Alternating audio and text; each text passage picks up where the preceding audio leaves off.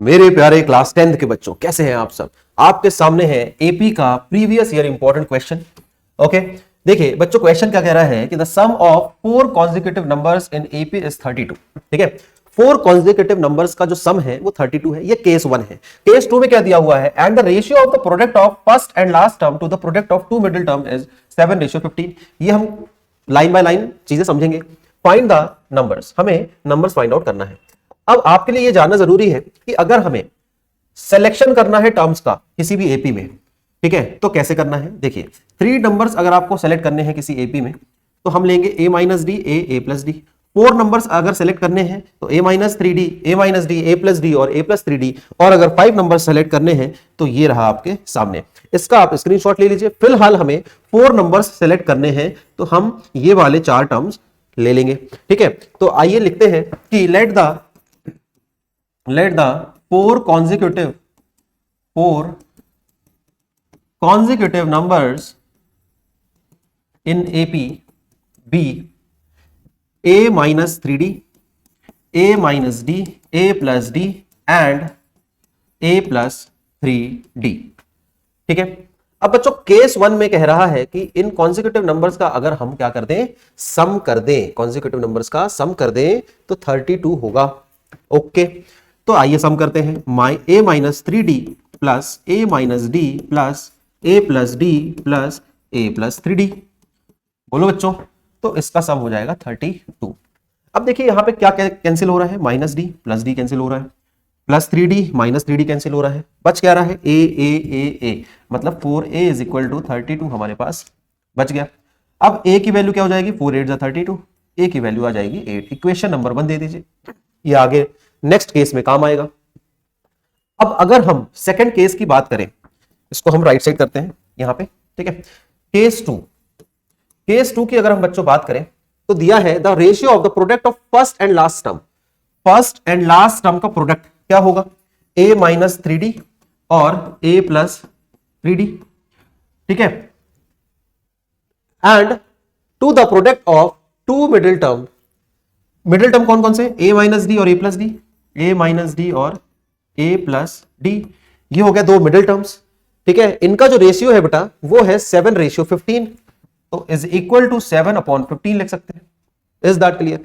अब यहां पे ध्यान दीजिए, a minus b a plus b का फॉर्मूला लगेगा, a square minus b square हो जाएगा।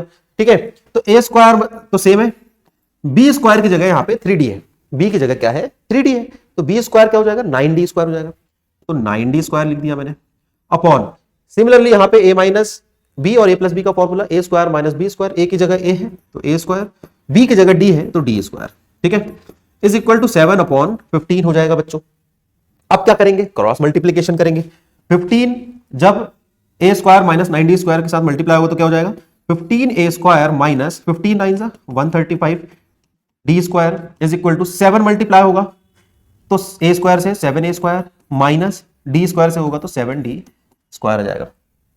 क्या ये बात समझ में आई। अब लाइक टर्म्स को एक साइड करके और हम वैल्यूज निकालेंगे। देखिए यहां पे है 15a square, 7a square right side में था तो लेफ्ट हैंड साइड में लेके आएंगे, माइनस 7a स्क्वायर हो जाएगा, minus 7d square right side में रहने देते हैं और माइनस 135d स्क्वायर को राइट साइड ट्रांसपोज करेंगे तो 135 प्लस 135d स्क्वायर हो जाएगा।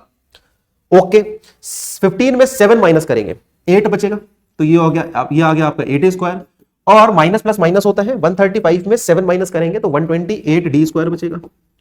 बोलो बच्चों, इज दैट क्लियर। अब देखिए अगर मैं a की वैल्यू रख दूं इक्वेशन 1 से तो क्या हो जाएगा, 8 इंटू a स्क्वायर, a क्या है 8 है, 8 का square is equal to 128d square.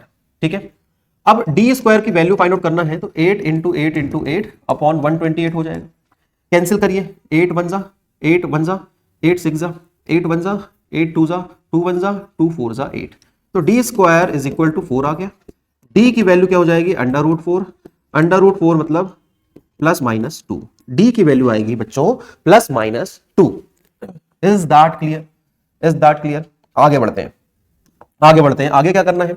अब बेटा ये जो a और d की वैल्यू है, हमारे पास a की वैल्यू क्या मिली, we have a is equal to 8 और b की वैल्यू है प्लस माइनस 2। ठीक है, तो जो हमने 4 कॉन्जिक्यूटिव नंबर्स लेट करे थे, ये 4 कॉन्जिक्यूटिव नंबर्स हमने लेट जो करे थे, इनमें ए और डी की जो वैल्यू हमने प्राप्त करी है उनको पुट करेंगे। अब ए की वैल्यू तो 8 है, बी की वैल्यू जो है बेटा वो प्लस भी है, +2 भी है और -2 भी है। तो सबसे पहले हम +2 रखेंगे, फिर -2 रखेंगे, जो वैल्यूज आएंगे उनको आंसर के रूप में लिख देंगे। आइए, सबसे पहले हमारे पास था a - 3d, ठीक है, फिर था a - d, फिर था हमारे पास a + d और a + 3d। ये 4 कॉन्जिक्यूटिव नंबर्स थे। इनमें हम सबसे पहले a की वैल्यू 8 और b की वैल्यू 2 रख के देखते हैं, ठीक है। तो b की वैल्यू जब 2 रखेंगे +2, तो क्या हो जाएगा 8 - 3 2 6, दैट इज 2। फिर 8 - d मतलब 2, तो आ जाएगा 6, ठीक है, 2 आ गया, 6 आ गया। 8 + 2 10 हो जाएगा। 8 + 3 × 2, 3 2 6, 6 + 8 क्या हो जाएगा 12 हो जाएगा। तो 4 नंबर्स आ गए 2 6 10 और 12। सिमिलरली हम और करके क्या लिखेंगे, again a - 3d, a - d, a + d और a + 3d, है ना। क्यों किया हमने ऐसा, क्योंकि हमें -2 की वैल्यू भी रख के देखना है। तो a तो सेम है, 8 - 3 × यहां पे -2 करना पड़ेगा।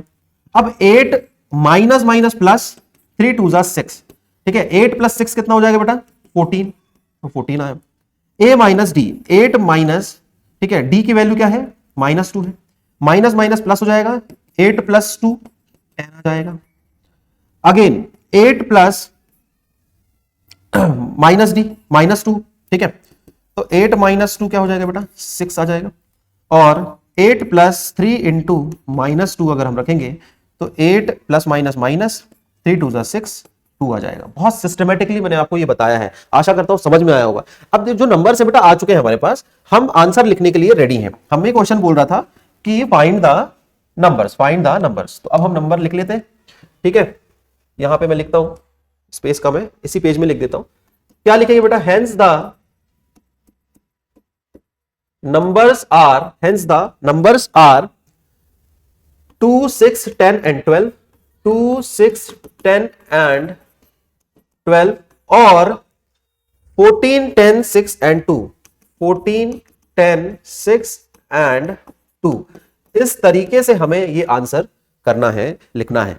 बच्चों यहां पे एक मिस्टेक हो गई है कि 8 + 3 × 2 6, 6 + 8 14 हो जाएगा, ठीक है। तो यहां पे जो 12 लिखा है ये 12 की जगह 14 आ जाएगा। Remaining everything is correct.